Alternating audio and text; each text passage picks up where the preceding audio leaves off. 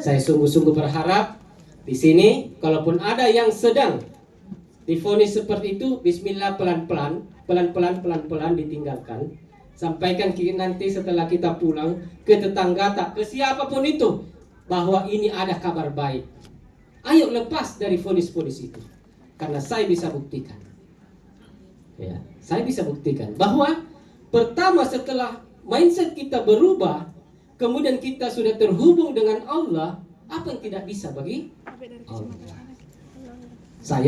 Sayangnya kita sangat-sangat gemar mendengar vonis itu, dan fatalnya lagi kita mempercayainya. Kenapa? Saya pernah di wilayah itu. Ketika menderita penyakit sinusitis hati, kemudian ahli saluran cerna dan hati bilang tidak bisa lagi sembuh Pak karena tidak ada obatnya.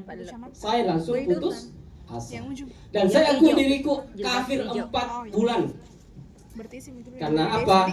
Saya lebih mempercayai apa kata dokter dibandingkan pengharapanku kepada Allah.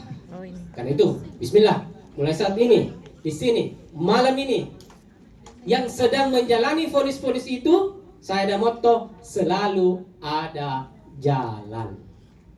Nomor WA aku ada di halaman terakhir. Ya, kita bisa WA Kak. Ya, kita bisa WA Kak, dan kalaupun saya tidak langsung menjawab, berarti saya sedang ada agenda. Kita berdiskusi. Ya, sampai di tingkat terapi. Ya. Ya, ada di atas di tabel evaluasi diri. Ya. Kemudian apa lagi? Konsep diri negatif.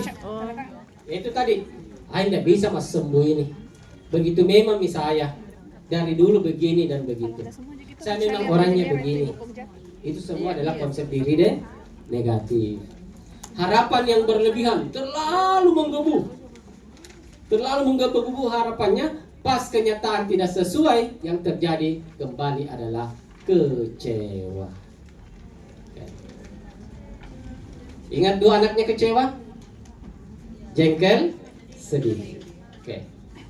Nah, ini sebagai penjelasan saja, emosi yang tidak terkendali tidak hanya berefek pada gangguan psikis, melainkan akan mensupport dan berlanjut dengan munculnya penyakit fisik atau medis. Nah, ini mungkin ada yang baru mendengarnya.